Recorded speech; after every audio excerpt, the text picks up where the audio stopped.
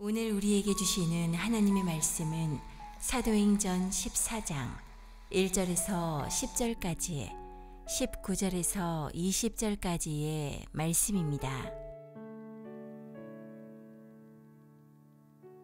이에 이고니온에서 두 사도가 함께 유대인의 회당에 들어가 말하니 유대와 헬라의 허다한 무리가 믿더라. 그러나 순종하지 아니하는 유대인들이 이방인들의 마음을 선동하여 형제들에게 악감을 품게 하거늘 두 사도가 오래 있어 주를 힘입어 담대히 말하니 주께서 그들의 손으로 표적과 기사를 행하게 하여 주사 자기 은혜의 말씀을 증언하시니 그 시내에 무리가 나뉘어 유대인을 따르는 자도 있고 두 사도를 따르는 자도 있는지라. 이방인과 유대인과 그 관리들이 두 사도를 모욕하며 돌로 치려고 달려드니 그들이 알고 도망하여 루가오니아의 두 성 루스드라와 더베와 그 근방으로 가서 거기서 복음을 전하니라. 루스드라에 발을 쓰지 못하는 한 사람이 앉아 있는데 나면서 걷지 못하게 되어 걸어본 적이 없는 자라. 바울이 말하는 것을 듣거늘 바울이 주목하여 구원받을 만한 믿음이 그에게 있는 것을 보고 큰 소리로 이르되 내 발로 바로 일어서라 하니 그 사람이 일어나 걷는지라. 유대인들이 안디옥과 이고니온에서 와서 무리를 충동하니 그들이 돌로 바울을 쳐서 죽은 줄로 알고 시외로 끌어내치니라. 제자들이 둘러섰을 때에 바울이 일어나 그 성에 들어갔다가 이튿날 바나바와 함께 더베로 가서 아멘.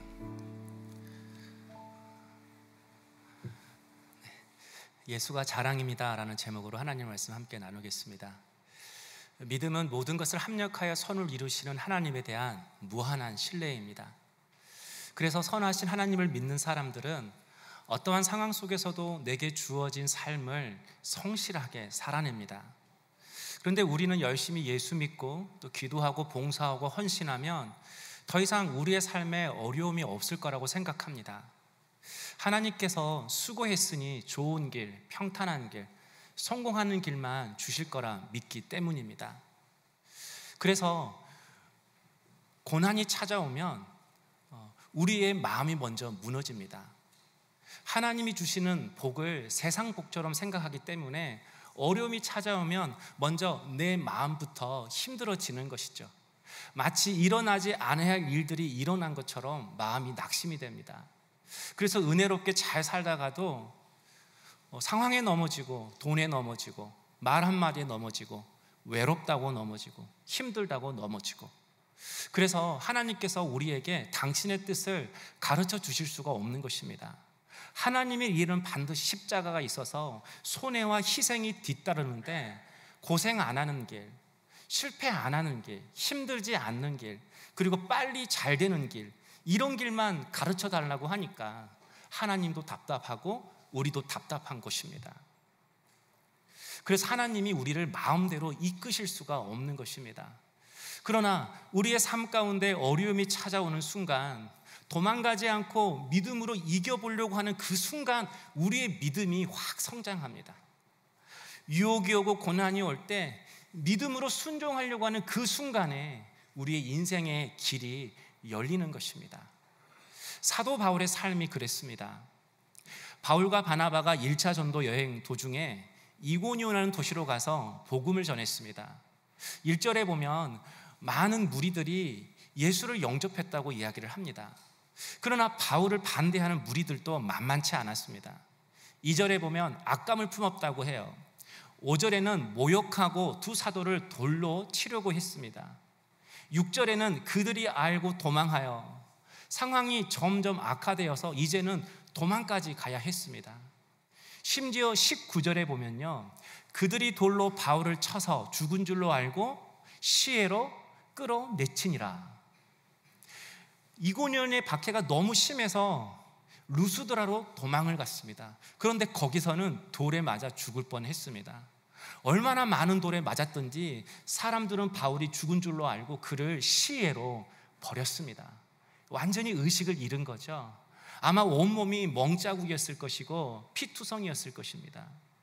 그러면 이제 바울이 시험에 들 법도 합니다. 그래서 포기할 법도 합니다.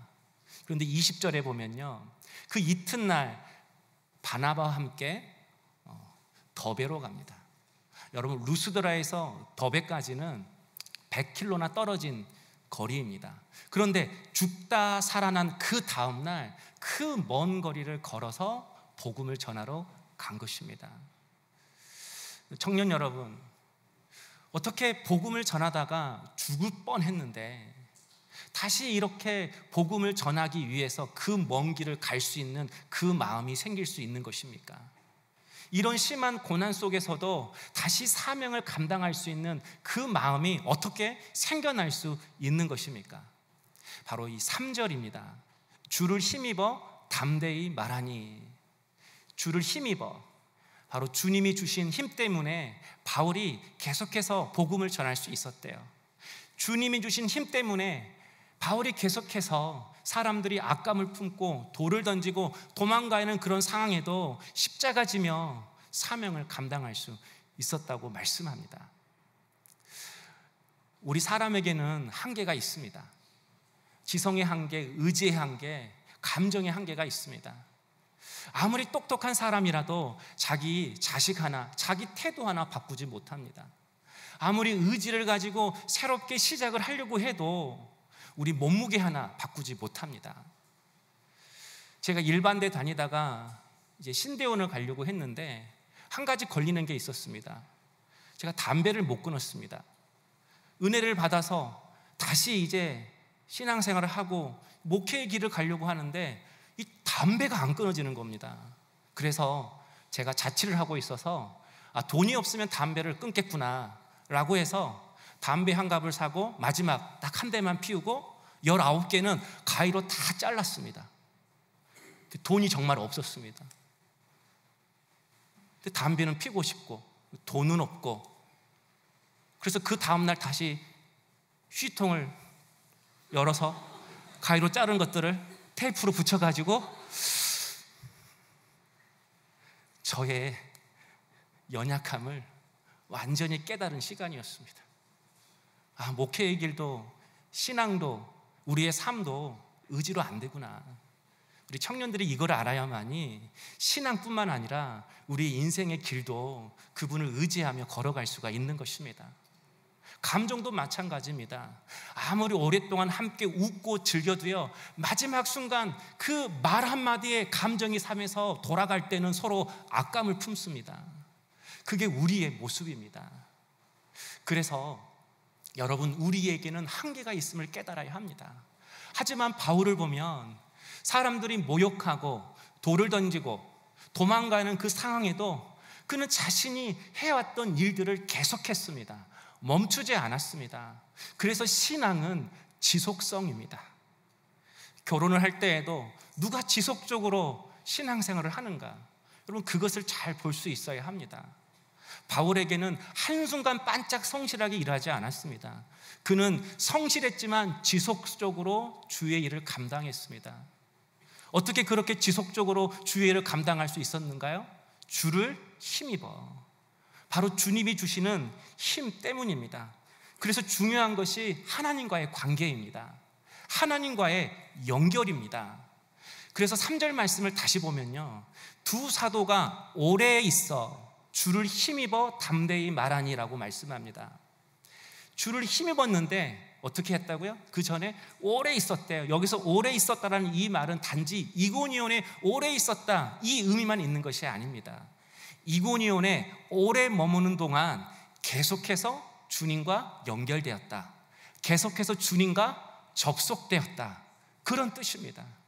바로 바울이 계속해서 주님과 연결되고 접속되었기 때문에 자신에게 주어진 일들을 잘 감당할 수가 있었던 것입니다.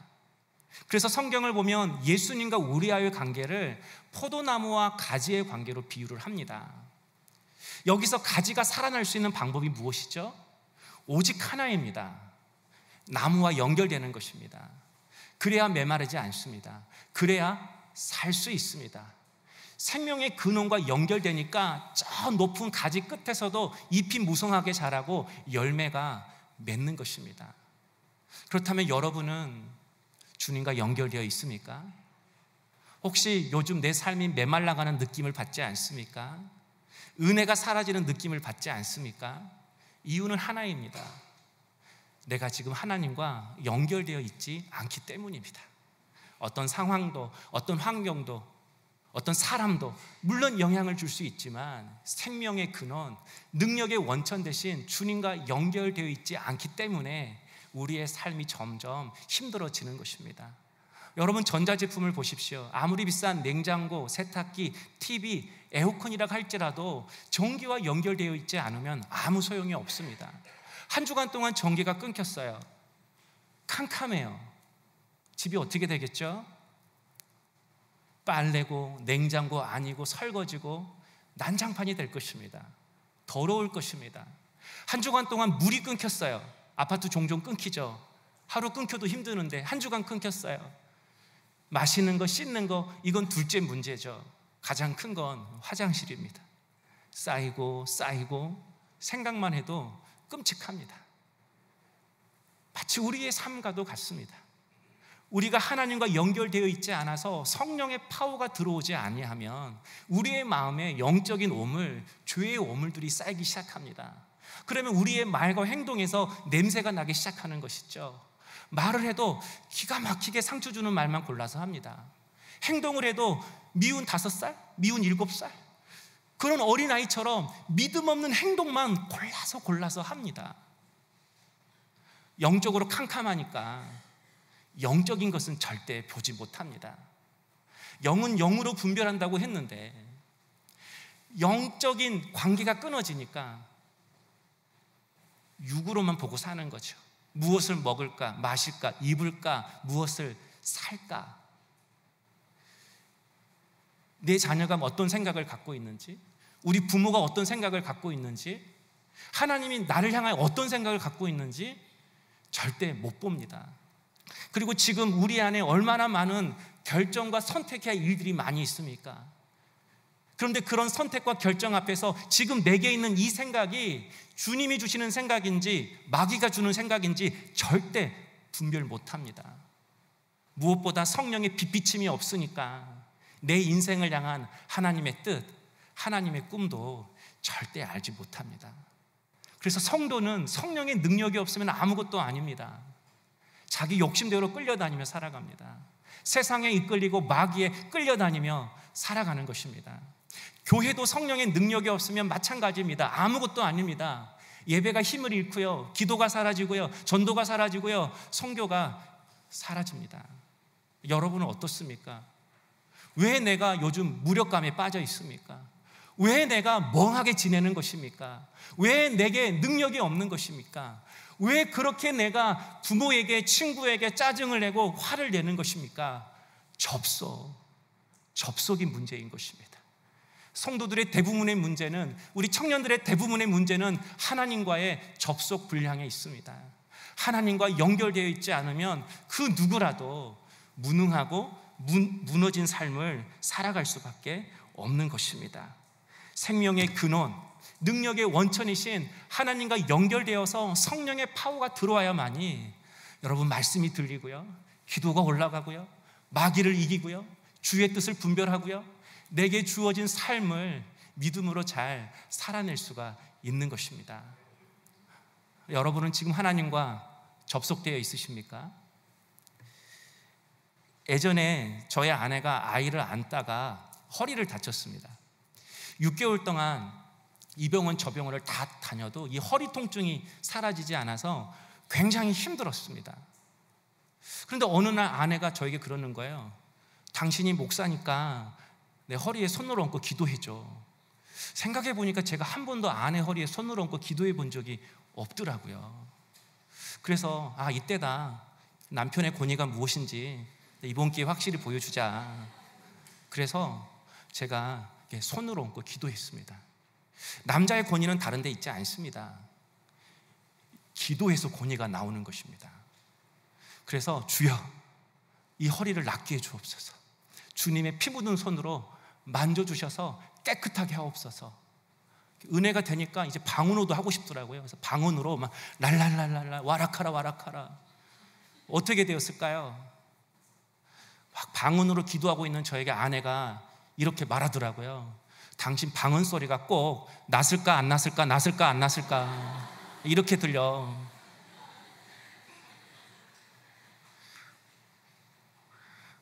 여러분, 목사라도 하나님과 연결되어 있지 않으면 빈 깡통입니다.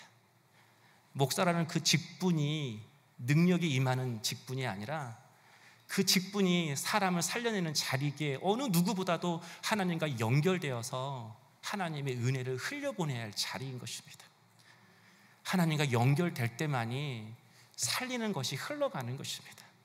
연결되어 있지 않으면 그냥 깡통이죠. 여러분은 어떻습니까? 요즘 기도가 막히지 않았습니까? 기도한 지 오래되셨죠? 말씀이 들리고 깨달아지십니까? 말씀을 안 들으시죠? 말씀 묵상한 지 오래되셨죠? 우리의 관심사가 엉뚱한 데 있지 않습니까? 그때부터 우리의 삶이 메말라지기 시작하는 것입니다. 그러므로 우리는 항상 나는 주님과 연결되어 있는가? 나는 주님과 접속되어 있는가? 이걸 항상 확인하고 점검해야 한다는 것입니다. 그런 의미에서 고린도후서 10장 26절을 보면 사도 바울이 이렇게 고백합니다. 여러 번 여행을 하면서 강의 위험과 강도의 위험과 동족의 위험과 이방인의 위험과 신의 위험과 광야의 위험과 바다의 위험과 거짓 형제들의 위험을 당하면서, 무슨 뜻이죠? 자기가 고난받았다는 것을 자랑하는 것입니까? 나 왕년에 이렇게까지 일해서 이걸 자랑하는 건가요? 아닙니다. 고난이 왔는데, 그런 어려움이 왔는데 막상 부딪혀 보니까 다 이겨지더랍니다. 사랑하는 청년 여러분, 어렵고 힘들 것 같지만 막상 믿음으로 부딪히면 다 풀어집니다. 다 해결되어집니다. 주의 뜻을 반드시 발견하게 됩니다. 그래서 사도 바울이 이렇게 고백합니다. 내가 부득불 자랑할진대 내가 약한 것을 자랑하리라. 약해도 괜찮다라는 거예요. 육체의 가시가 있어도 괜찮다라는 거예요. 생명의 근원, 능력의 원천이신 주님과 연결되어지니까 약해도 열매는 맺어지더랍니다. 육체의 가시가 있어도 하나님께서 당신이 하실 일들은 하시더라는 겁니다. 내가 부족하고 날 도와줄 사람이 없다 할지라도 주님이 당신의 일을 끝까지 이루어 가시더라는 것입니다. 그래서 하나님과의 연결이 중요한 것입니다. 어떠한 상황 속에서도 주님과 연결되어서 주님의 은혜를 내 삶 가운데 흘려보낼 수 있는 우리 청년들 될 수 있기를 주의 이름으로 축복합니다. 그렇다면 우리가 어떻게 해야 다시 하나님과 연결될 수 있는 것입니까? 바로 복음이신 예수 그리스도를 부끄러워하지 않는 것입니다. 우리 3절 말씀 함께 다시 한번 볼까요? 두 사도가 오래 있어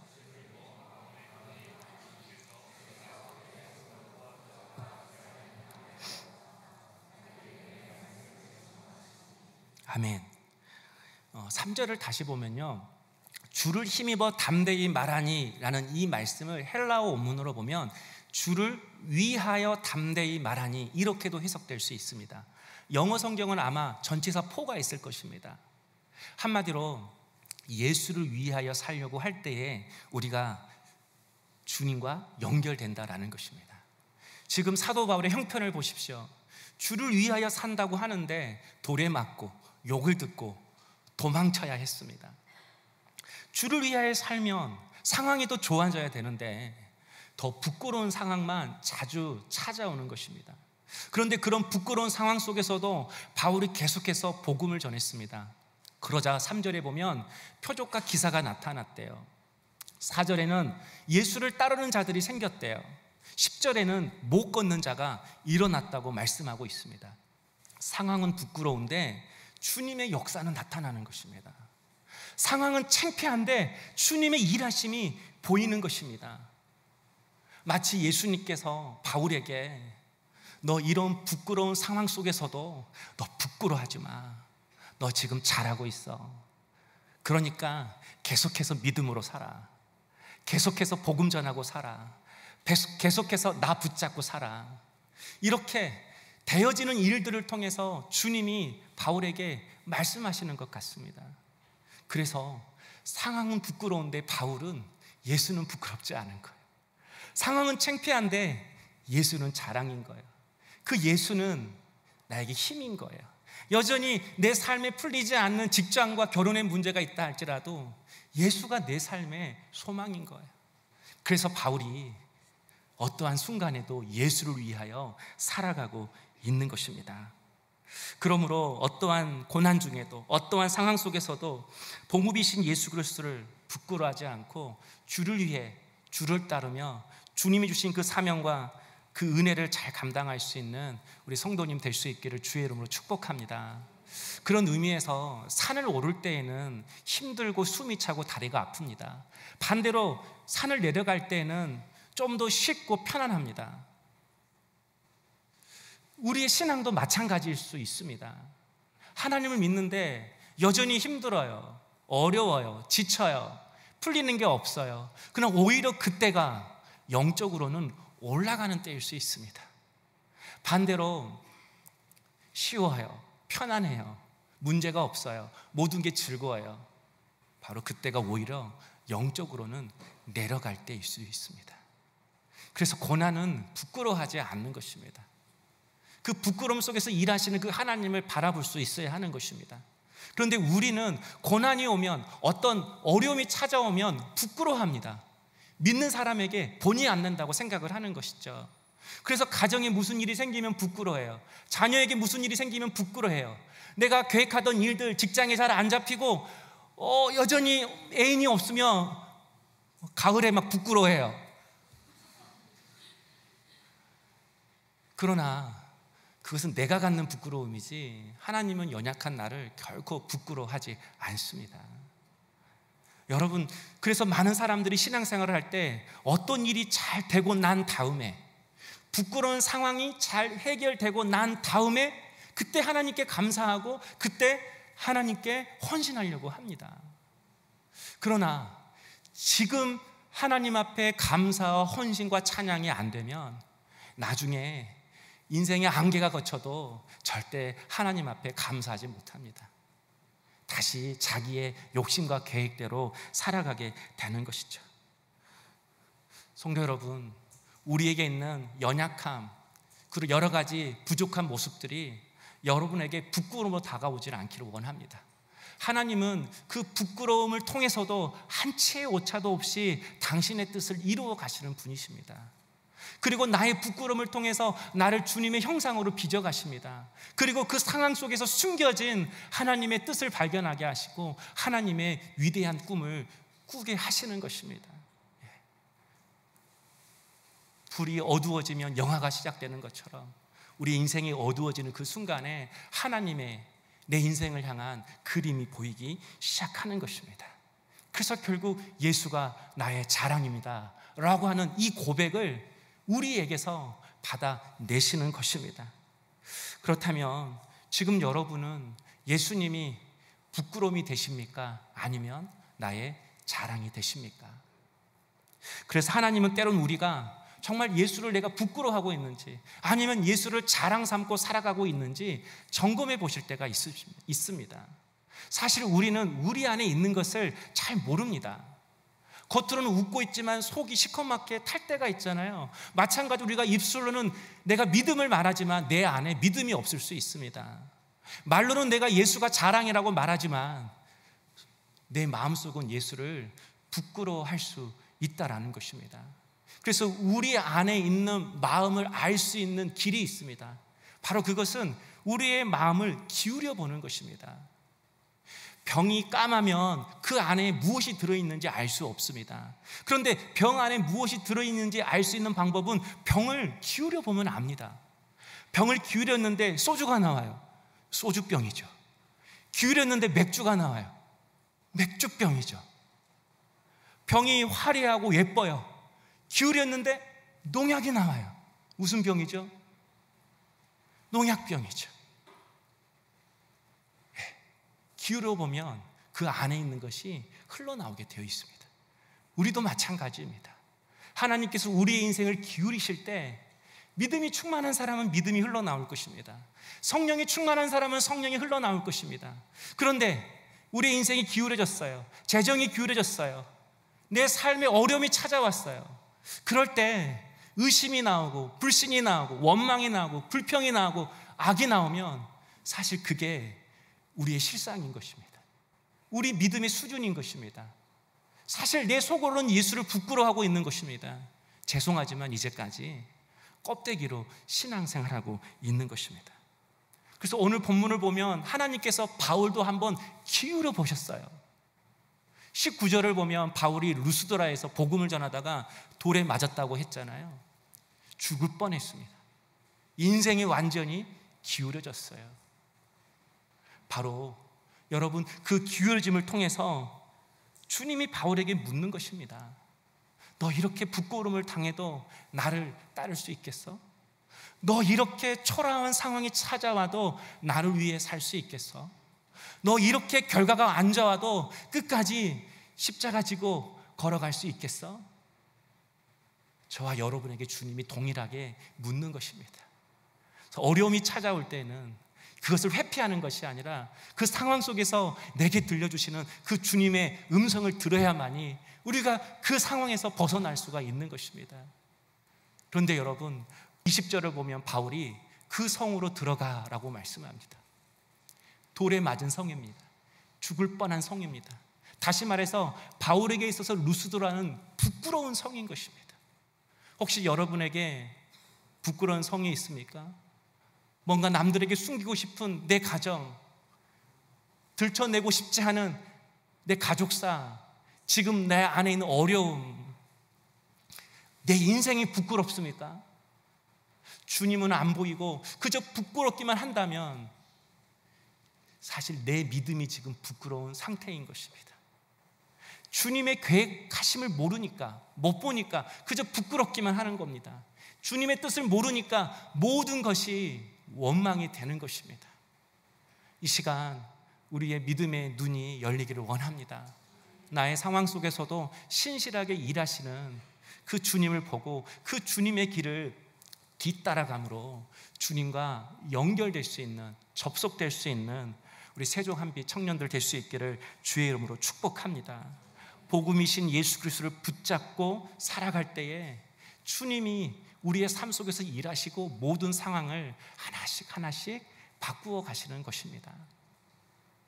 저희의 권사님이 갑자기 저에게 전화를 하셔서 아버지 영접 기도를 부탁드렸습니다. 아버지가 80세가 넘었는데 암 말기이신 거예요. 그런데 갑자기 배에 복수가 점점 차기 시작한 겁니다. 그래서 아버지가 예수 안 믿고 돌아가면 어떻게 하지? 우리 아버지 예수 믿어야 되는데, 예수 영접해야 되는데, 권사님 마음이 갑자기 급해진 것입니다. 그래서 저에게 저녁에 전화를 해서 아버지가 내일 아침 일찍 광주 기독병원에 가서 이 진료를 하는데 1층 로비에서 아버지를 만나달라는 것입니다. 아버지가 예수를 영접할 수 있도록 1층 로비에서 아버지에게 복음을 전하고, 혹시 아버지가 목사님의 말을 듣고 예수를 영접하면 거기서 세례식도 해달라는 것입니다. 광주 기독병원이 그렇게 큰 병원은 아니지만 1층 로비는 엄청 큽니다. 사람들이 엄청 지나갑니다. 그런데 그 많은 곳에서 나에게 세례식을 해달라고? 순간 부끄러운 겁니다. 사실 저도 완전 내성적이거든요. 원래 저는 이제까지 한 번도 손들어서 질문을 해본 적이 없는 사람이에요. 그런데 그 많은 사람들 앞에서 세례를 해달라고? 그런데 저에게 그런 부탁을 하시는 권사님은 우리 교회에서 제일 내성적인 분입니다. 저에게 그런 말을 100% 하실 수 없는 분입니다. 그런데 그 권사님이 저에게 아버지를 만나달라는 겁니다. 그곳에서 함께 있을 테니까 복음을 전해주고 세례식을 해달라는 것입니다. 권사님은 예수가 부끄럽지 않은 것입니다. 그 많은 사람들 앞에서 아버지가 세례받는 것이 부끄럽지 않는 것입니다. 예수가 소망인 것입니다. 예수가 힘인 것입니다. 예수가 자랑인 것입니다. 그래서 이런 생각을 갖고 있는 내가 너무 부끄러워서 그 다음날 아침 일찍 강주 기독병원 1층 로비에서 아버지를 만났습니다. 그리고 아버지에게 복음을 전했습니다. 그런데 다행히 아멘 하시는 겁니다. 그래서 제가 그러면 세례식도 받으시겠습니까? 받겠다는 겁니다. 그래서 제가 아버지에게 세례식을 해주었습니다. 그런데 다행히 기독병원이라서 4층에 큰 예배당이 있는 것입니다. 그래서 그 큰 예배당에서 아버님 홀로 세례식을 받았습니다. 20년 목회하면서 목사로서의 최고의 영광의 순간이었습니다. 그 아버지가 많은 사람들 앞에서 세례 받는 것이 부끄럽지 않고, 예수가 부끄럽지 않고, 예수가 소망이고 예수를 자랑 삼고 살아가는 이 권사님이 제 성도인 게 너무나도 감사했습니다. 그런데 놀라운 것은 그날 아침에 아버님이 그냥 대충 아멘 하신 것 같았어요. 그런데 지금은 요양원에서 예배를 드립니다. 그리고 그날 아버지를 모셔왔던 그 권사님의 남동생은 그때까지만 해도 아내도 자녀도 교회를 못 다니게 했어요. 그런데 그날 이후로 아내도 자녀도 교회 다니도록 허락했습니다. 연약한 여인이 하나님과 연결되니까 주님이 일하시는 것입니다. 사랑하는 청년 여러분, 나의 약함과 아무 상관없습니다. 능력, 생명의 근원 대신 그분과 연결되면 그분이 당신의 일들을 아름답게 행하시는 것입니다. 성경에 보면 예수님께서 어린아이가 가지고 온 보리떡 5개와 물고기 2마리로 5,000명을 먹이셨습니다. 근데 그 예수님께 그 어린아이가 가져온 물고기가 헬라어로 옵사리온입니다. 이 옵사리온은 작고 찢겨져서 그물에 걸려도 어부들이 바닷가에 버리는 그런 고기들입니다. 그렇게 바닷가에 버리면 그런 옵사리온들을 누가 줍는가? 가난한 사람, 고아, 그리고 과부, 그걸 주어서 생계를 꾸려갑니다. 그러니까 이 어린아이가 옵사리온을 드렸다는 것은 이 아이가 굉장히 가난한 집의 아이였다는 거예요. 또 한 가지, 혹시 아버지가 일찍 돌아가셔서 엄마랑 함께 살아가는 그런 가정일 수 있었습니다. 한마디로 삶이 부끄러운 어린 소년이었어요. 그런 그가 작고 초라한 옵사리온을 주님께 드렸습니다. 우리 눈에 보기에는, 사람들이 보기에는 쓸모없고 작고 초라하지만 이 소년에게는 자신의 전부였습니다. 자신의 최선이었습니다. 자신의 모든 것을 드렸습니다. 그때 주님은 그 옵사리온을 손에 받으시고 하늘 높이 들고 하나님께 감사기도 드렸습니다. 그리고 그 옵산을 통해서 5,000명을 먹이셨습니다. 작고 연약한 어린아이가 주님과 연결되니까 놀라운 일을 하는 것입니다. 예전에 교회 학교 사역하면 우리 중고등부 아이들, 어린아이들 가끔씩 이제 여름 사역할 때 마지막 날 손을 얹고 기도해 줄 때가 있습니다. 20-30명 이렇게 앉아있으면 똑같은 얘기예요.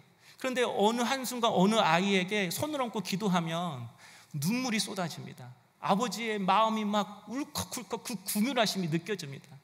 알고 보면 사실 얘 혼자 이 집에서 예수 믿는 경우가 많습니다. 아버지가 알코올 중독이고 집안이 어렵고 그런 아이들이 10명 중에 8명 정도 됩니다. 하나님은 비록 연약하고 힘든 환경 속에 이 아이를 두셨지만 그냥 내버려 두신 것이 아니라 주님은 이 어린 아이를 통해서 이 가정을 살리실 계획을 가지고 계셨다라는 것입니다. 그러므로 중요한 것은 우리가 하나님과 연결되는 것입니다. 사랑하는 청년 여러분, 세상은 5,000명분 먹일 수 있는 사람, 5,000명분을 벌어들일 수 있는 사람을 성공한 사람, 능력 있는 사람이라고 이야기합니다. 그러나 그가 5,000명분을 벌어들인다 할지라도 하나님의 일을 하는 것은 결코 아닙니다. 하나님의 일은 누가 하는가? 비록 작고 초라한 옵사론이라 할지라도 주를 위해 자신을 드리는 사람을 하나님은 쓰시고 사용하시는 것입니다. 그런 의미에서 우리가 옵사리온 같은 존재이지 않습니까?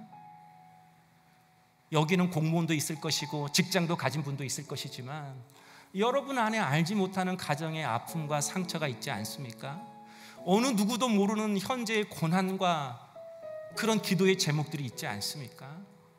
그래서 주님께 나 써달라고 말하기에는 믿음도 부족하고 그렇게 살지도 못하는 우리의 모습이지 않습니까? 그러나 주님은 그런 옵사리온 같은 우리를 사랑하십니다. 그런 우리를 통해 우리 하나님은 일하시기를 원하십니다. 우리 청년의 때 가장 큰 고민은 결혼일 것입니다. 여러분, 겉으로는 사람 알 수 없습니다. 누가 평생 그 길을 걸어가는가?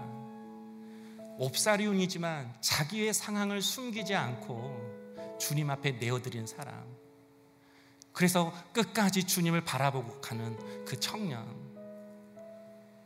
그 청년이 여러분의 믿음의 배우자가 될 수 있기를 원합니다. 그래서 제가 청년들한테는 그래요. 철저하게 더치페이 한 얘들 헤어져라. 네. 뭐 10,000원인데 5,000원, 5,000원 여기 있습니까? 헤어져야 합니다. 예수님이 십자가에 죽으셨습니다. 왜죠? 사랑하는 대상이 있었기 때문에 그랬습니다. 결혼은 사랑하는 사람을 위해서 십자가 지는 것입니다. 그래서 우리 청년들이 하나님과 연결되어서 믿음의 눈이 열려야 합니다. 부끄러운 상황이 찾아올 때마다 도망가고 회피하고 원망하고 탓하면 여러분 평생 괴로운 삶이 되는 것입니다. 그러나 비록 부족하고 연약한 옵사리온이지만 내 상대가, 그러나 부끄러움 앞에서도 하나님 앞에 울부짖을 수 있고 그 부끄러운 상황 속에서 나 자신을 드리기를 원하고, 그리고 어떠한 상황 속에서도 잠수 타지 않고 전화 꺼놓지 않고 이 자리에 나와 그분을 예배함으로 오늘 내 안에 있는 신앙의 슬럼프들을 끊어내는 그 청년, 여러분 그 청년을 만나십시오. 그럴 때만이 우리 청년들의 삶이 더 복되고 은혜가 넘치는 삶이 될 줄로 믿습니다. 그러므로 이제 우리 모두 내 부끄러운 상황을 아름답게 만들어 가시는 그 예수님께 소망을 두십시다. 비록 작고 초라한 옵사리온 같은 낭이지만 우리 자신을 주님께 드림으로 오늘 주님과 다시 연결되십시다.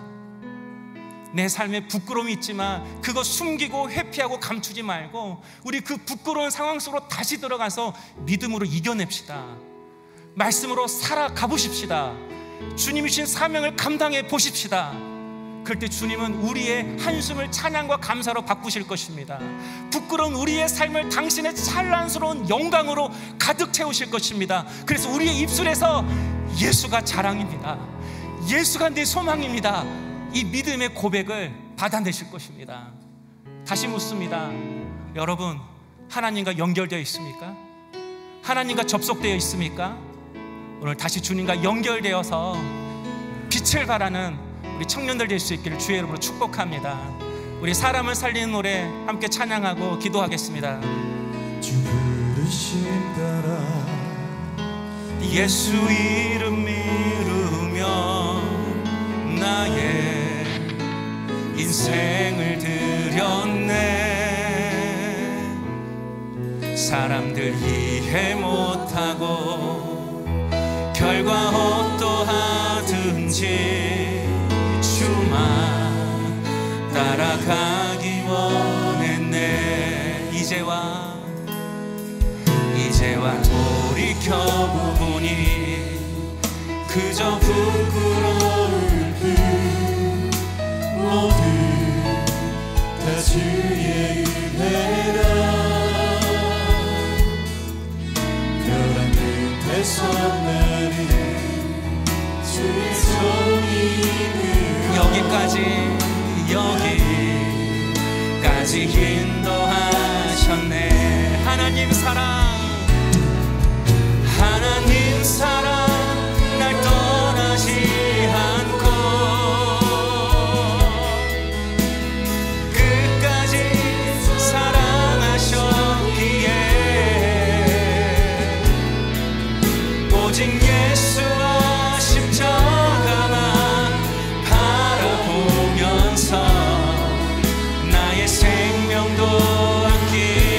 다시 드리기 원했네. 내 노래가 상한 영혼 일으켜 다시 살게 하는 노래가 되길.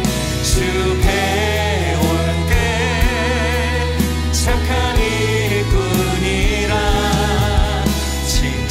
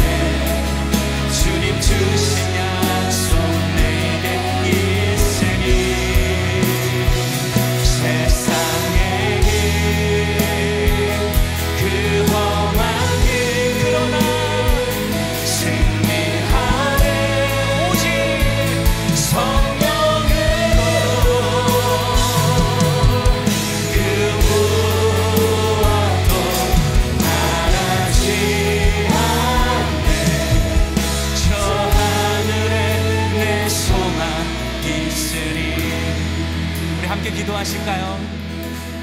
지금 여러분은 하나님과 연결되어 있습니까? 이 시간 성령의 빛을 비춰주셔서 내 안에 있는 영적인 오물, 죄의 오물들을 주의 보혈로 씻겨주셔서 주님과 다시 연결되는 이 시간 되게 하여 주시옵소서.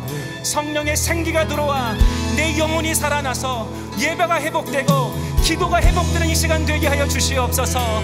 옵사리움처럼 작고 초라한 존재이지만 이제 나 자신을 주를 위하여 드리는 청년의 인생 되게 하여 주시옵소서. 우리 함께 기도하겠습니다. 주님, 오늘 우리가 다시 한번 주님과 연결되기 위해서 나왔습니다. 오늘 우리 안에 있는 여러 가지 아픔과 상처와 근심과 염려와 낭만으로 인하여서 기도가 끊어지고 예배가 힘을 잃고 믿음을 잃어버리고 나신과 전화 가운데 살았음을 고백합니다. 이 시간 주여 우리의 삶이 메마르고 우리의 영혼이 캄캄하고 우리의 체력이 답답합니다. 오늘 성령의 빛을 비춰주셔서 오늘 내가 하나님과 분열되어 있음을 알게 해주셔서 오늘 다시 주님과 연결되어서 믿음의 눈으로 내 인생을 바라보게 해주시옵소서. 나의 부끄러운 상황 속에서도 한시의 오차도 없이 당신의 뜻을 이루어가시는 그 예수님께 나의 소망을 두고 나의 믿음을 두고 나의 모든 걸 주님 앞에 빗탁함으로 주님과 연결되는 청년들 되게 해주옵소서. 주님과 다시 접속되는 청년들 되게 해주시옵소서. 우리 청년들을 낭망하게 하고 절망하게 하고 주님과 멀어지게 하는 것들이 무엇입니까? 오늘 이 시간 우리 안에 모든 영적인 슬럼프가 무너지게 하여 주시옵소서. 우리 안에 어둠의 권세가 떠나가게 하시고 다시 그 예수의 이름의 능력으로 주님과 연결되어서 내게 주어진 삶을 믿음으로 잘 감당할 수 있는 이 주의 청년들이 되게 하여 주시옵소서. 믿음의 눈을 열어주셔서 세상의 헛된 것에 흔들리는 청년들 되지 않게 해주시옵소서. 세상이 아닌 잘못된 진리에 쫓아가는 청년들 되지 않게 해주시옵소서. 능력의 원천, 생명의 근원 되신 우리 주님과 연결되어서 주의 진심과 믿음으로 우리에게 주어진 청년의 뜻을 열정 가지고 믿음으로 감당할 수 있는 우리 주의 청년들 되게 하여 주시옵소서. 하나님, 우리가 옥사리와 같은 존재입니다. 소라하고 부족하지만 내 모습 믿음도 없고 하나님 너무나도 연약하지만 나 자신을 주님께 드리기를 원합니다. 오늘 주님 앞에 나의 자신 드리는 청년들 되게 해주시옵소서. 여전히 부끄러운 상황이 있고 내 삶이 초라하고 일이 풀리지 않고 아직도 해결되지 않는 많은 일들이 있지만 그런 일들을 통하여 내 삶들을 아름답게 빚어가시는 그 하나님 앞에 우리 인생을 드리고 내 삶을 주님 앞에 내어놓게 주님을 되게 해주옵소서.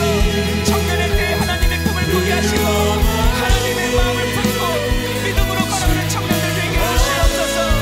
믿음의 결정을 내리게 하시고 아버지가 기뻐하시는 결정을 내리게 하시옵소서. 우리 안에는 모든 어둠의 권세가 떠나가는 우리 청년들의 인생을 주님 역사하여 주옵소서. 주의 성령을 소망하여 주시옵소서. 예수의 길 예수의 길 그 좁은 길 나는 걷네 주 손잡고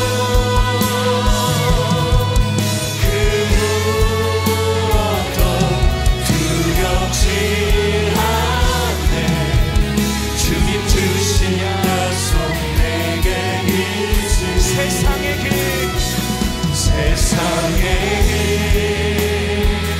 그 험한 길 승리하네. 성령으로 그 무엇도 달아진 저 하늘에 내 소망 있으리. 사랑의 주님, 우리를 어떤 누구와도 비교하지 않고 작고 초라한 옵사리온이지만 나를 사랑하시고 나의 삶을 통해서 지금도 한치의 오차도 없이 당신의 뜻을 이루어 가시는 그 하나님 앞에 오늘도 우리 모든 청년들이 머리를 숙였습니다. 이 시간 우리가 다시 하나님과 연결되어지게 하여 주시옵소서. 내 삶을 메마르게 하고 하나님과 멀어지게 하는 우리 안에 있는 영적인 오물들, 죄의 오물들, 열등감, 상처, 비교의식, 이 모든 어두움들이 떠나가게 하여 주시옵소서. 주님과 연결되어서 믿음의 눈이 열리게 하시고 내 인생을 향한 하나님의 뜻을 보게 하여 주시고 아직 풀리지 않는 나의 삶을 통하여서도 열매를 이루어 가시는 그 하나님 앞에 나의 무한한 신뢰를 올려드릴 수 있는 우리 믿음의 청년들 될 수 있도록 역사하여 주시옵소서. 능력 있는 사람이 하나님께 쓰임받는 것이 아니라 옵사론이어도 나 자신을 주께 드리는 사람만이 하나님께 쓰임받고 자신의 인생을 살려내기에 오늘 또 우리의 삶을 주님 앞에 온전히 내어드려서 이 청년의 때에 세상에 휩쓸리지 않고 믿음의 길을 걸어가게 하여 주옵소서. 주의 진리를 붙잡고 살아가는 우리의 청년들이 되게 하여 주시옵소서. 이 시간 주님 앞에 귀한 예물 드렸습니다. 청년의 때부터 주께 감사하는 것을 구별하고 주님 주신 은혜들을 구별하고 주님 앞에 마음과 뜻과 정성을 다하여 예물을 드릴 수 있는 그 마음과 믿음을 허락해 주시니 감사합니다.